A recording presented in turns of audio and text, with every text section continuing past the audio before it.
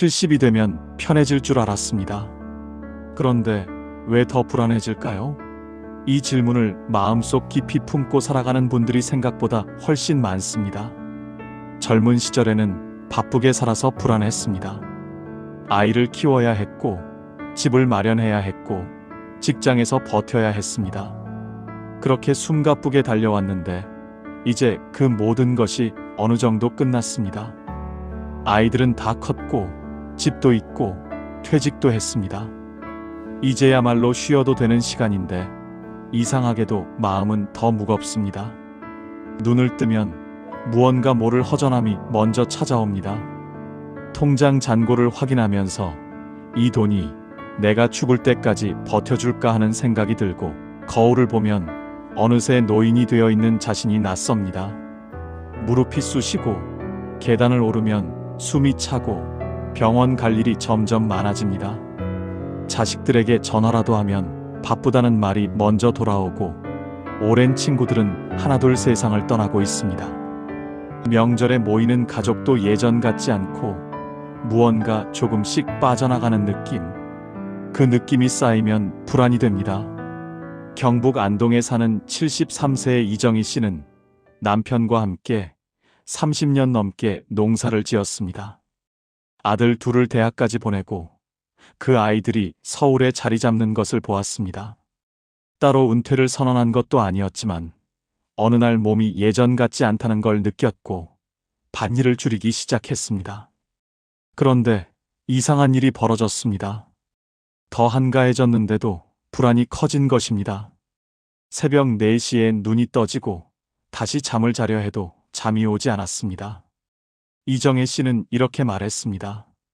일을 할 때는 몸은 힘들어도 마음은 바빠서 잡생각이 없었는데 지금은 몸은 쉬는데 마음이 더 바빠요. 뭘 해야 하는지 모르겠고 내가 지금 뭘 하고 있는 건지도 모르겠어요. 이 이야기가 낯설지 않으시죠? 어쩌면 지금 이 영상을 보고 계신 여러분의 이야기일 수도 있습니다. 퇴직 3년 이내라면 꼭 끝까지 보셔야 합니다. 지금부터 드리는 이야기는 단순한 위로가 아닙니다. 70 이후의 불안이 어디서 오는지, 그리고 어떻게 하면 그 불안에서 벗어나 정말로 편안한 삶을 살 수 있는지에 대한 진지한 이야기입니다. 많은 분들이 불안한 이유를 막연하게 나이 때문이라고 생각합니다. 그러나 나이는 핑계일 뿐입니다. 불안에는 반드시 구체적인 이유가 있습니다. 그 이유를 정확히 알아야 비로소 벗어날 수 있습니다. 오늘 이 이야기 속에 반드시 당신의 이야기가 있습니다. 함께 천천히 들어가 보겠습니다.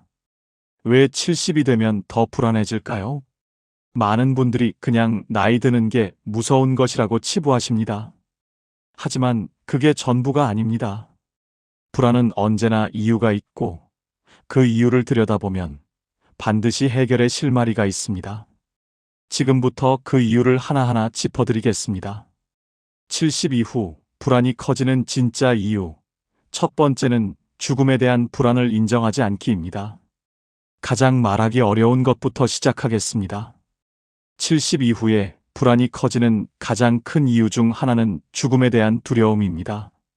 그런데 많은 분들이 이것을 인정하지 않습니다.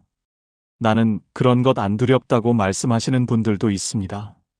하지만 잠 못 드는 새벽에 혼자 침대에 누워 있을 때, 오랜 친구의 부고를 받았을 때, 건강검진 결과를 기다리는 그 짧은 순간에 심장이 쿵 내려앉는 그 느낌.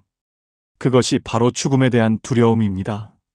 그 두려움을 인정하지 않으면 어떻게 될까요? 두려움은 사라지지 않습니다. 단지 모양을 바꿔서 나타납니다. 충청남도 보령에 사는 74세 최병수 씨는 평생 보험 영업을 했습니다.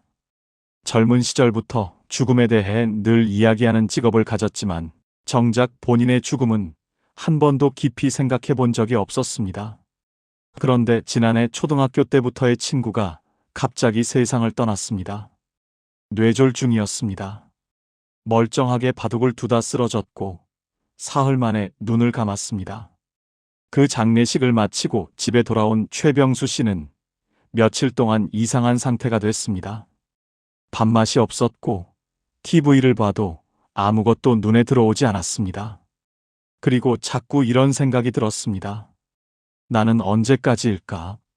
나는 몇 년이나 남았을까? 내가 죽으면 누가 울어줄까? 그런데 이런 생각이 드는 것 자체가 너무 무서워서 애써 다른 생각을 하려 했습니다. 텔레비전 볼륨을 높이고, 낮에도 이웃집에 불쑥 찾아가고, 밤에는 스마트폰으로 뉴스를 계속 보았습니다. 혼자 있는 시간이 싫어진 것입니다. 최병수 씨는 나중에 이렇게 고백했습니다. 죽음을 생각하는 게 무서운 게 아니에요. 그 생각을 피하려고 하다 보니 오히려 모든 것이 불안해졌어요. 이 고백 속에 중요한 진실이 있습니다. 죽음에 대한 두려움을 인정하지 않으면 그 두려움은 다른 모양으로 튀어나옵니다. 건강에 대한 과도한 불안으로, 가족에 대한 집착으로, 쓸데없는 걱정들로 변장하여 우리를 괴롭힙니다. 인정하는 것이 출발입니다. 나는 죽음이 두렵다. 그리고 그것은 당연한 인간의 감정이다. 이 한마디를 스스로에게 허락하는 것만으로도 불안의 절반은 줄어들 수 있습니다. 두 번째 이유는 여전히 비교하는 습관입니다. 70이 되어서도 비교는 멈추지 않습니다. 오히려 비교의 종류가 더 다양해집니다. 젊었을 때는 직장이나 연봉을 비교했다면 이제는 자식이 비교 대상이 됩니다. 우리 애는 아직도 전세인데 옆집 아들은 아파트를 샀다더라. 우리 딸은 명절에 한 번 오는데 저 집 딸은 매주 온다더라. 건강도 비교합니다. 저 사람은 우리보다 나이가 많은데 저렇게 정정하게 다니네. 재산도 비교합니다. 우리 살던 동네에 누군 건물을 가지고 있다는데 그 비교들이 쌓이고 쌓이면 나는 왜 이것밖에 안 되지라는 자기 비하로 이어집니다. 전라북도 전주에 사는 71세 박순자 씨는 젊은 시절 가정주부로 평생을 살았습니다. 남편은 소박한 공무원이었고 두 아이를 키우면서 넉넉하지는 않았지만 행복하게 살았습니다. 그런데 은퇴 후 노인정에 나가기 시작하면서 불행이 시작됐습니다. 이웃 할머니들의 이야기를 들을 때마다 자신이 초라해지는 느낌이 들었던 것입니다. 아이고, 우리 아들이 이번에 차를 새로 뽑았다니까. 손자가 벌써 영어 회화를 한다고. 우리 남편이 용돈을 이만큼 줘요. 집에 돌아오면 박순자 씨는 남편에게 괜한 짜증을 냈습니다. 그리고 혼자 이런 생각을 했습니다. 나는 왜 이것밖에 안 될까? 내 인생은 왜 이렇게 평범할까? 하지만 생각해보면 박순자 씨는 아이 둘을 건강하게 키웠고, 가족이 함께 밥을 먹는 저녁이 있었고, 남편과 40년 넘게 큰 싸움 없이 살아왔습니다. 그것이 얼마나 귀한 일인지 비교하는 습관이 가려버린 것입니다. 비교는 언제나 우리를 패배자로 만듭니다. 왜냐하면 비교는 언제나 자신보다 나은 것을 향하기 때문입니다. 나보다 더 나은 사람은 언제나 존재합니다. 그 무한한 비교의 사다리를 오르는 한 평안은 오지 않습니다. 세 번째 이유는 쓸모를 증명하려는 강박입니다. 퇴직 후에 많은 분들이 이런 말씀을 하십니다. 내가 뭘 해야 할지 모르겠어요. 그런데 이 말의 이면에는 조금 더 정확한 감정이 숨어 있습니다. 내가 아무것도 하지 않으면 쓸모없는 사람이 되는 것 같다는 두려움입니다. 수십 년 동안 일을 해왔습니다. 이를 통해 내가 누구인지 정의했습니다. 직함이 있었고, 해야 할 역할이 있었고, 나를 필요로 하는 사람들이 있었습니다. 그런데 그것이 모두 사라지고 나면 갑자기 나는 누구인가라는 질문이 떠오릅니다. 그 질문이 불편해서 일을 억지로 만들기 시작합니다. 필요도 없는데 봉사활동에 여러 개를 등록하고 무리하게 파트타임 일을 찾고 자식들의 일에 지나치게 관여하기도 합니다. 몸이 힘든데도 쉬지 못하는 이유는 쉬면 쓸모없어진다는 두려움 때문입니다. 하지만 생각해 보세요. 쓸모가 있어서 인간이 가치가 있는 게 아닙니다. 인간이기 때문에 가치가 있는 것입니다. 그 순서를 바꾸는 것이 70 이후 평안의 핵심입니다. 네 번째 이유는 관계를 정리하지 못하는 의무감입니다. 70이 되어도 여전히 피곤한 인연을 끊지 못하는 분들이 많습니다. 40년 직이라는 이유로, 친척이라는 이유로, 오랜 이웃이라는 이유로 사실은 만날 때마다 기분이 불쾌하고 에너지가 빠져나가는 관계를 유지합니다.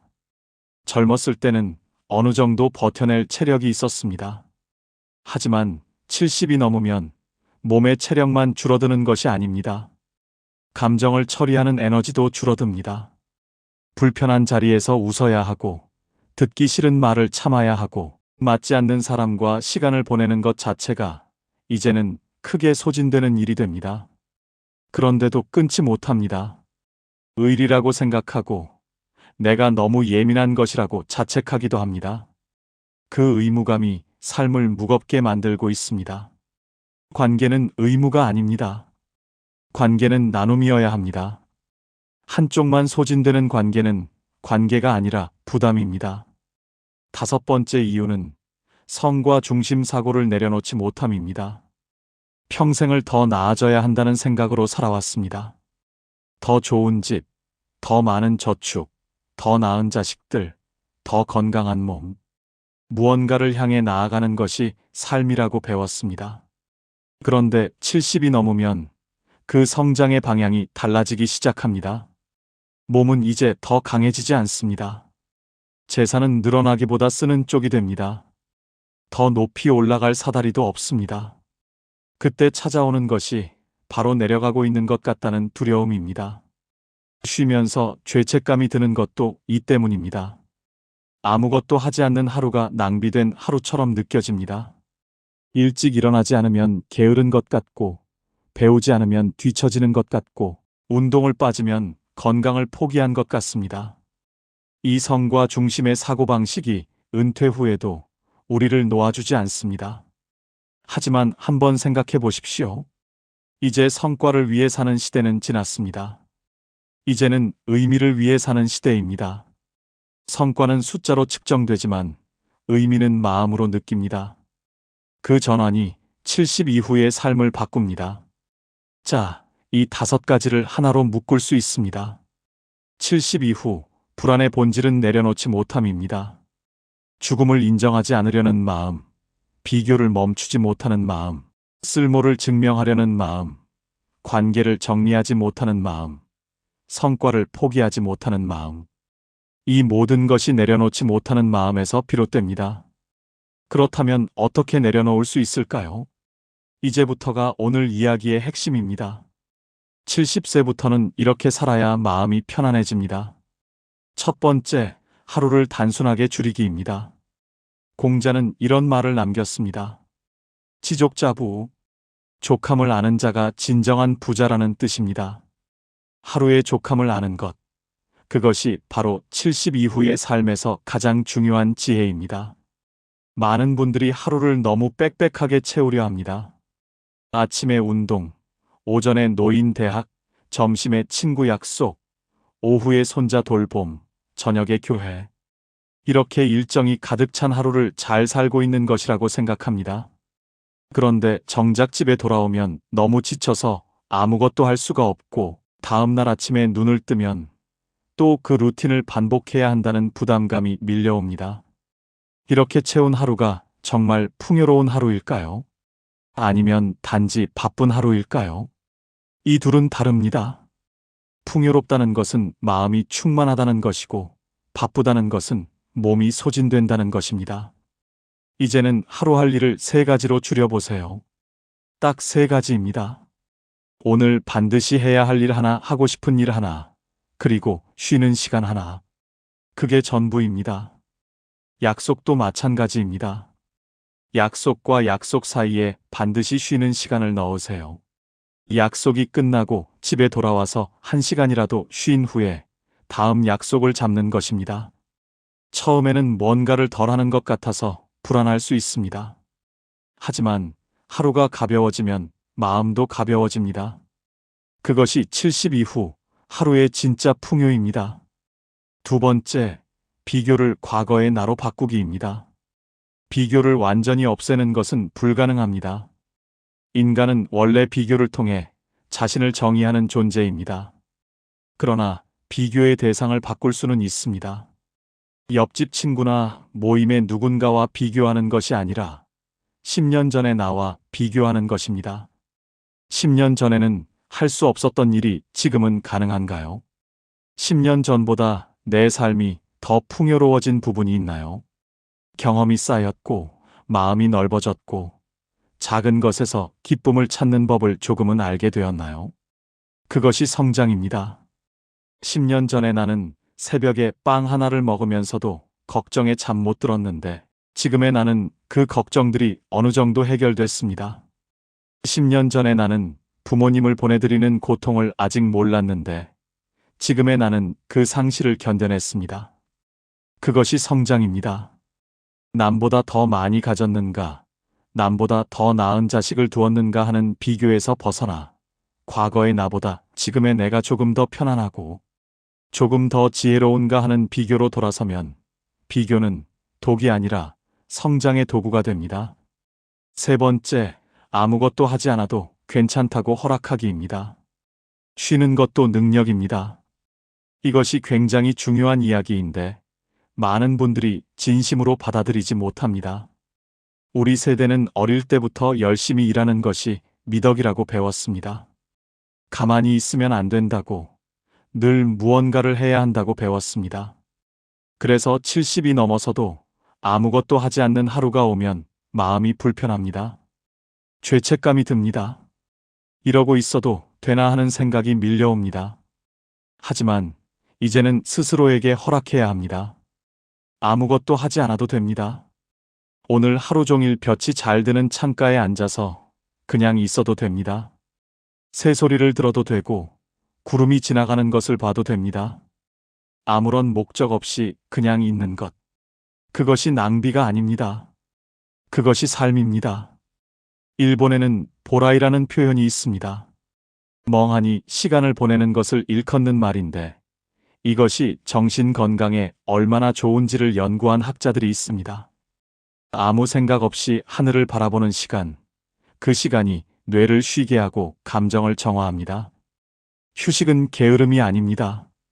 휴식은 권리입니다. 열심히 살아온 사람이 누릴 자격이 있는 당연한 권리입니다. 네 번째, 관계를 줄이고 깊게입니다. 70의 인간관계는 숫자가 아니라 밀도입니다. 지금 이 말을 잘 기억해 주시기 바랍니다. 젊었을 때는 인맥이 넓은 것이 자산이었습니다. 아는 사람이 많을수록, 어디서든 연결될 수 있는 사람이 많을수록 도움이 됐습니다. 하지만 70이 넘으면 상황이 달라집니다. 에너지가 한정되어 있습니다. 몸도 마음도 체력이 줄었습니다. 이 줄어든 에너지를 어디에 쓸 것인가를 결정해야 합니다. 만날 때마다 가슴이 따뜻해지는 사람, 있는 그대로의 나를 보여줄 수 있는 사람, 함께 있으면 에너지가 채워지는 사람, 이런 관계를 두세 개만 깊게 유지하는 것이 100명의 가벼운 관계보다 훨씬 더 풍요롭습니다. 반대로 만날 때마다 비교당하는 느낌이 드는 관계, 내가 늘 베풀어야만 유지되는 관계, 만나고 나면 괜히 기분이 가라앉는 관계는 천천히 거리를 두어도 됩니다. 그것은 냉정한 것이 아닙니다. 그것은 남은 삶을 어떻게 쓸 것인가에 대한 현명한 선택입니다. 70의 우정은 오래됐다고 좋은 것이 아닙니다. 지금 나에게 좋은 것이 좋은 우정입니다. 다섯 번째, 오늘에 머무는 연습입니다. 쇼펜하우어는 이런 말을 했습니다. 행복은 먼 곳에 있지 않다고, 가장 보통의 일상 속에 행복의 씨앗이 있다고, 그리고 그 씨앗을 발견하는 것은 외부 조건이 아니라 내면의 태도에 달려 있다고 했습니다. 우리는 너무 자주 과거를 후회하거나 미래를 걱정하며 시간을 보냅니다. 70이 넘으면 이 경향이 더 강해집니다. 그때 이렇게 했더라면 하는 후회와 앞으로 어떻게 되려나 하는 걱정이 현재를 갉아먹습니다. 그런데 사실 우리가 살 수 있는 것은 오직 지금 이 순간뿐입니다. 지금 이 순간, 창문으로 들어오는 햇살, 오늘 아침에 먹은 따뜻한 밥 한 공기, 마당에 핀 작은 꽃 한 송이, 저녁에 마시는 커피 한 잔, 천천히 걷는 동네 한 바퀴. 이 평범한 것들이 사실은 대단히 소중한 것들입니다. 건강이 허락할 때 걸을 수 있다는 것, 음식 맛을 느낄 수 있다는 것, 햇살을 느낄 수 있다는 것. 이것이 얼마나 귀한 일인지는 그것을 잃어버렸을 때에야 비로소 알게 됩니다. 아직 잃어버리기 전에 오늘 이 순간에 머물러 보세요. 그 연습이 쌓이면 평온이 됩니다. 오늘 저녁 창밖을 한번 내다보세요. 그냥 보세요. 뭔가를 생각하려 하지 말고 그냥 거기 있는 것들을 바라보세요. 그것이 오늘의 머무는 연습의 시작입니다. 6번째, 죽음을 인정하면 오히려 삶이 가벼워집니다. 끝이 있다는 것을 알면 오늘이 선물이 됩니다. 이 말이 처음에는 이상하게 들릴 수 있습니다. 죽음을 생각하면 우울해질 것 같은데 어떻게 삶이 가벼워진다는 것인가요? 조선 후기의 실학자 정약용은 유배지 강진에서 이런 이야기를 남겼습니다. 인간은 언제 어디서 삶이 끝날지 알 수 없기 때문에 오늘 이 순간을 최선을 다해 살아야 한다고. 그는 강진 유배 시절 모든 것을 잃었습니다. 벼슬도 재산도 가족과 함께하는 일상도. 하지만 그 절망적인 상황에서 오히려 더 맑아진 정신으로 500권이 넘는 책을 썼습니다. 죽음이 언제든 올 수 있다는 사실이 그를 오히려 더 살아있게 만든 것입니다. 죽음을 억지로 피하려 하지 말고 담담하게 인정해 보세요. 그래, 나는 언젠가는 간다. 그렇다면 오늘 하루를 어떻게 살 것인가? 이 질문을 품으면 삶이 달라집니다. 사소한 것에 화내는 시간이 줄어들고 소중한 사람과 보내는 시간이 늘어나고 지금 이 순간이 얼마나 고마운 것인지를 느끼게 됩니다. 죽음은 삶의 끝이지만 죽음을 인정하는 것은 삶의 시작이 될 수 있습니다. 그 역설이 70 이후의 삶을 훨씬 더 가볍고 풍요롭게 만들어줍니다. 이제 감동적인 두 분의 이야기를 들려드리겠습니다. 경기도 수원에 사는 72세 윤혜숙 씨는 3년 전에 남편을 잃었습니다. 45년을 함께 살았습니다. 고등학교 동창이었고 26살에 결혼해서 아이 셋을 함께 키웠습니다. 남편은 조용한 사람이었습니다. 별로 말이 많지 않았고 그래서 싸울 일도 별로 없었습니다. 함께 있으면 그냥 편했습니다. 편하다는 감정이 얼마나 귀한 것인지 그때는 몰랐습니다. 그 남편이 사라졌을 때 윤혜숙 씨는 처음 몇 달 동안 어떻게 지냈는지 기억이 없다고 합니다. 자식들이 걱정해서 번갈아 와서 지냈고 아침마다 밥을 차려줬습니다. 밥을 먹었는데 먹은 것 같지가 않았고 잠을 잤는데 잔 것 같지가 않았습니다. 그런데 자식들이 각자 집으로 돌아가고 나서 정말 혼자가 되었을 때 무너지기 시작했습니다. 새벽 2시에 눈이 떠지면 남편의 빈자리가 너무 크게 느껴졌습니다. 오른쪽 이불이 차갑고 그 차가움이 너무 서럽게 느껴졌습니다. 슈퍼마켓에 가서 식빵 한 봉지를 사다 놓으면 혼자 먹기에도 너무 많았습니다. 밥 한 공기를 짓는 것이 너무 많아서 밥을 안 하고 빵으로 끼니를 때우다 보면 기운이 없었습니다. 기운이 없으면 아무것도 하기 싫고 아무것도 하기 싫으면 더 우울해지는 악순환이 이어졌습니다. 6개월이 지났을 때 윤혜숙 씨는 스스로 결심했습니다. 이렇게 있다가는 나도 죽겠다 싶었다고 합니다. 그래서 아주 작은 루틴을 만들기 시작했습니다. 아침 7시에 일어나서 창문을 열고 바깥 공기를 10번 깊게 들이마시는 것. 그게 첫 번째였습니다. 그 다음에는 남편이 좋아하던 원두 커피를 직접 내려 마시는 것.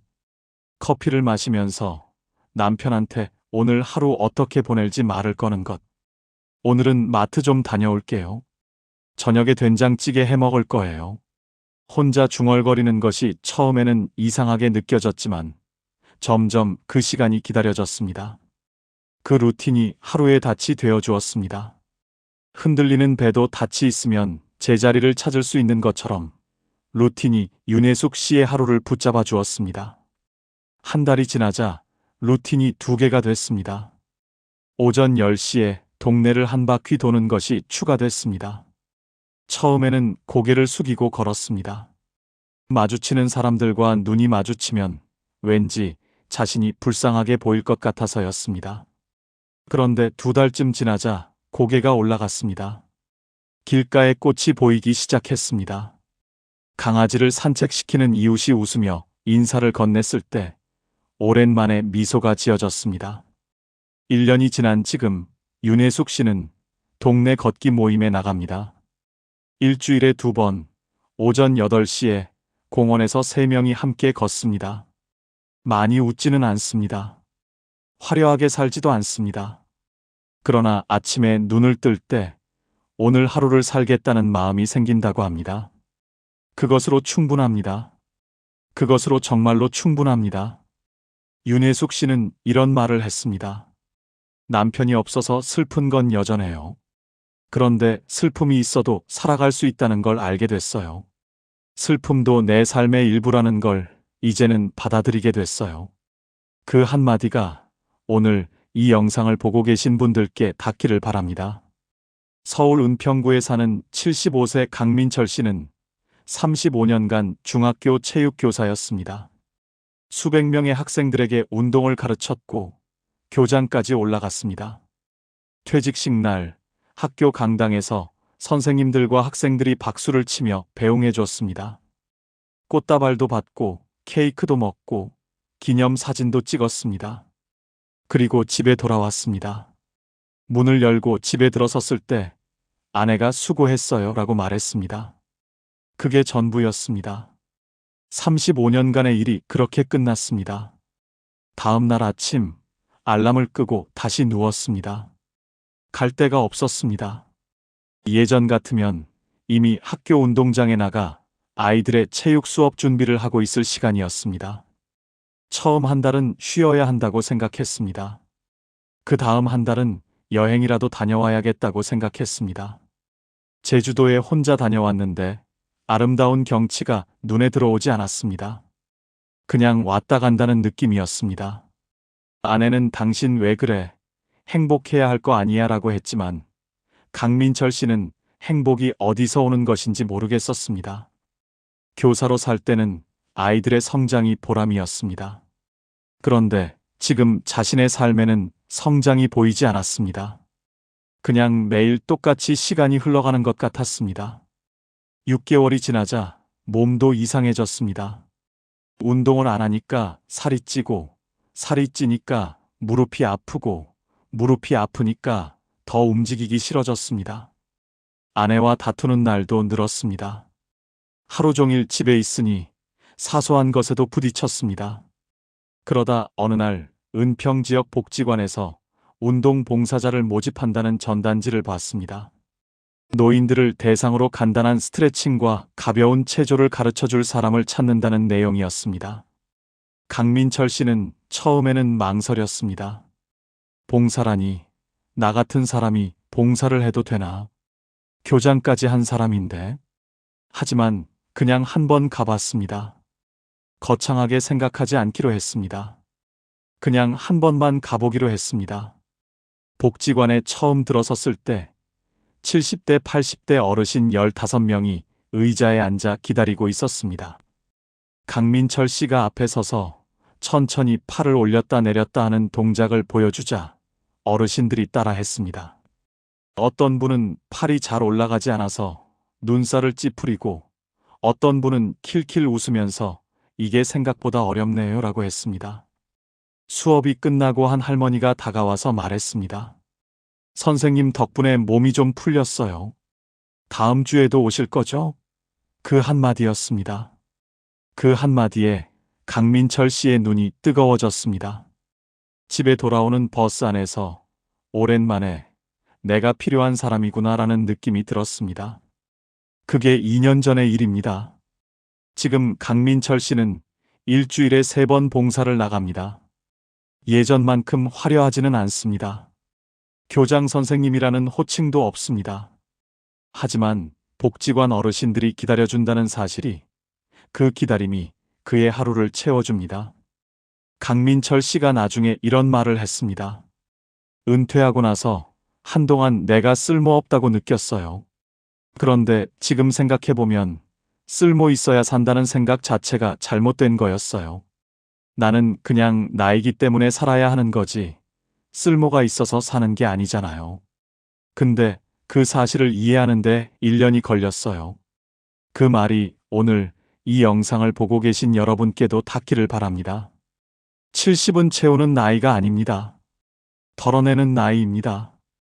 이 문장을 한 번 더 읽어보세요. 70은 채우는 나이가 아니라 덜어내는 나이입니다. 우리는 태어나서 지금까지 끊임없이 채워왔습니다. 지식을 채웠고, 경험을 채웠고, 재산을 채웠고, 관계를 채웠습니다. 그 채움이 삶을 만들어 왔습니다. 그리고 그 채움이 있었기에 지금의 내가 있습니다. 그 노력은 충분히 인정받아야 합니다. 하지만 이제는 방향을 바꿀 때입니다. 더 이상 채우는 것이 목적이 아닌 시간이 왔습니다. 이제는 무엇을 내려놓을 것인가, 무엇을 버릴 것인가, 무엇으로부터 자유로워질 것인가를 생각할 시간입니다. 채우는 사람은 늘 배가 고픕니다. 하지만 덜어내는 사람은 가벼워집니다. 가볍다는 것은 자유롭다는 것입니다. 자유롭다는 것은 평온하다는 것입니다. 존재가 성과보다 중요합니다.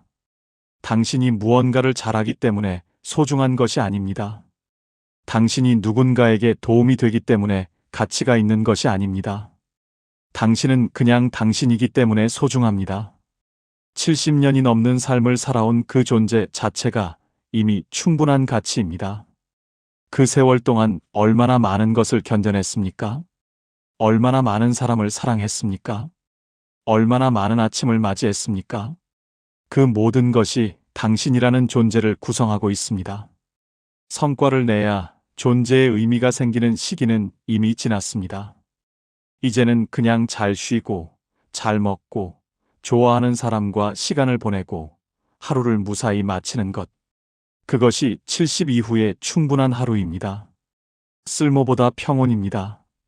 오늘 하루 아무것도 하지 않았어도 그 하루에 평온이 있었다면 그것은 성공한 하루입니다. 남에게 인정받지 못했어도 스스로 마음이 편안했다면 그것은 잘 살아낸 하루입니다. 쓸모가 있어서 사는 것이 아니라 살아있기 때문에 쓸모가 생깁니다. 순서를 바꾸어야 합니다. 이제 오늘 이 영상을 마치면서 내일 할 일 하나를 정해보시기 바랍니다. 거창한 것이 아니어도 됩니다. 아주 작은 것이어도 됩니다.